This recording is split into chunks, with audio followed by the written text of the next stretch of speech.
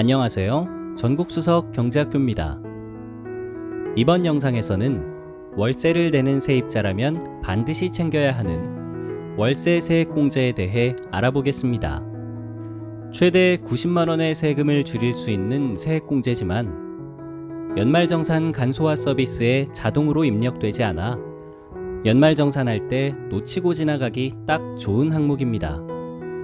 이번 영상은 전국수석 경제학교 연말정산 시리즈의 8번째 영상이며 1번부터 3번까지의 영상을 순서대로 보고 오셔야 훨씬 쉽게, 훨씬 깊게 이해하실 수 있습니다. 내용이 어려운 것이 아니라 순서대로 보지 않아서 어려운 것입니다. 아는 만큼 보이고 아는 만큼 가집니다.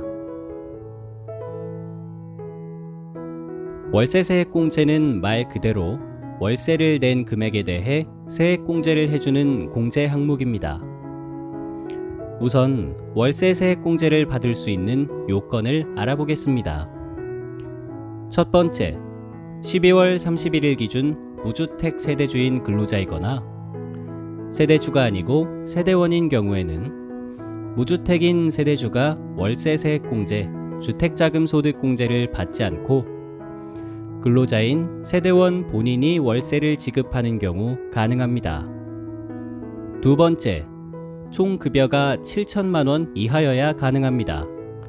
이때 종합소득 금액이 6천만원을 초과한 사람은 제외됩니다. 세법에 보면 어떤 혜택을 받을 근로자의 급여 기준을 정할 때 총급여 요건 말고도 종합소득 금액 요건을 단서로 붙이는 경우가 종종 있습니다. 이는 근로소득은 적지만 다른 소득이 많은 근로자가 공제 혜택을 받아가는 것을 방지하기 위한 것입니다. 예를 들어 근로소득 금액은 2천만원인 근로자인데 투잡을 뛰어서 사업소득 금액이 1억 원 있는 경우 근로소득은 작아도 다른 소득과 합치면 생활하기 충분하니 월세세액 공제는 해주지 않겠다는 것이죠. 월세세액 공제는 그 기준을 6천만원으로 하겠다는 것입니다. 세 번째, 주택의 전용면적이 85m² 이하이거나 기준시가 3억 원 이하인 주택이어야 합니다. 좁은 집이나 저가의 집에 사는 분들에게 혜택을 주겠다는 거죠. 이때 주택의 개념에는 오피스텔 고시원도 포함됩니다. 네 번째, 임대차 계약서상 주소지와 주민등록등본의 주소지가 같을 것. 이건 그냥 전입신고를 하라는 뜻입니다. 월세 세액 공제를 받기 위한 요건을 알아보았으니 이제 얼마나 공제를 해주는지 볼까요? 월세 세액 공제는 1년간 지급한 월세액의 10% 또는 12%를 세액 공제해줍니다. 다만 1년간 지급한 월세액은 최대 750만원까지만 인정됩니다.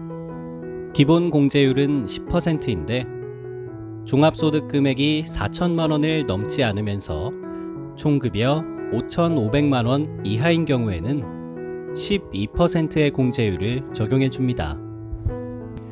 예를 들어 총급여 5천만원인 근로자가 올해 월세로 매달 70만원을 지출한 경우 70만원 곱하기 12달, 총 840만원을 지출했을 겁니다. 그럼 얼마를 월세 세액 공제로 받게 될까요? 아까 봤던 식에 숫자를 넣어 계산해 보겠습니다. 지급한 월세액은 최대 750만원까지만 인정되기 때문에 840만원이 아니라 750만원이 세액 공제의 대상이고 총 급여가 5천만원이기 때문에 12%의 공제율을 적용받아 750만원 곱하기 12%, 그러니까 90만원을 세액공제 받게 됩니다. 월세가 70만원이니까 월세 세액공제로 90만원을 공제받으면 거의 한 달 플러스 열흘치의 월세를 절약할 수 있는 것이죠. 이제 요건도 알아보았고 공제 금액도 알았으니 마지막으로 신청 방법만 알면 최대 90만원이 들어옵니다. 월세 세액 공제를 신청하기 위해서는 첫 번째, 주민등록 등본, 두 번째, 임대차 계약서 사본. 세 번째, 현금 영수증, 계좌이체 내역 등 지급을 증빙할 수 있는 서류. 이 서류들을 연말정산할 때 챙겨서 제출하면 됩니다. 국세청 연말정산 간소화 서비스에서 자동으로 제출되지 않으므로 내가 직접 챙기지 않으면 놓치고 지나가기 딱 좋습니다. 좀 더 세부적인 내용을 말씀드리자면 월세 세액공제를 신청하는데 집주인의 동의가 필요한 건 아니지만 집주인 중에는 임대소득이 드러나는 것을 원하지 않아서 세입자가 월세 세액공제를 신청하지 못하게 압박하거나 세액공제를 신청하면 월세나 관리비를 올려받으려는 일부 집주인분들도 계실 수 있습니다.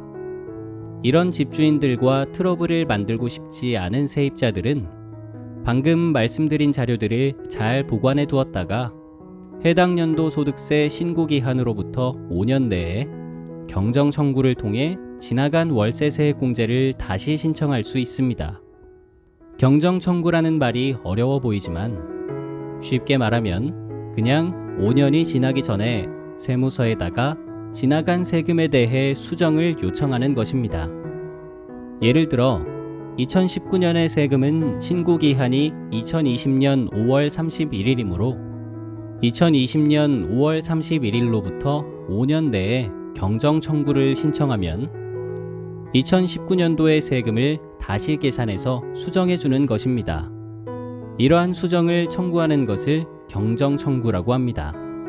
월세 세액공제를 싫어하는 집주인에게서 벗어나시면 국세청 홈택스의 종합소득세 신고 메뉴에서 경정 청구 작성 메뉴를 통해 경정 청구를 신청하시거나 국세청 홈택스 이용이 어려우신 분들은 세무서에 가셔서 제가 사정이 있어서 세액공제를 신청 못했어요 라고 하시면 세무서분들께서 친절하게 처리해 주실 겁니다.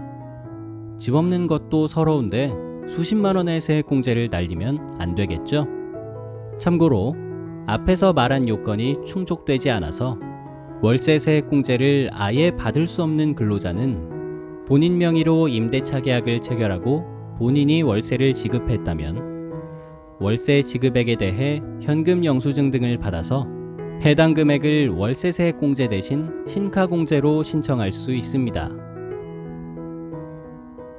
월세액에 대해 집주인의 동의를 받지 않아도 집주인이 사업자가 아닌 개인이라 현금 영수증 발급이 어려워도 국세청 홈택스의 주택임차료 현금 영수증 발급 신청 메뉴를 통해 현금 영수증을 스스로 발급할 수 있으니 월세 세액공제를 못 받으시는 분들은 신카공제라도 꼭 받도록 합시다.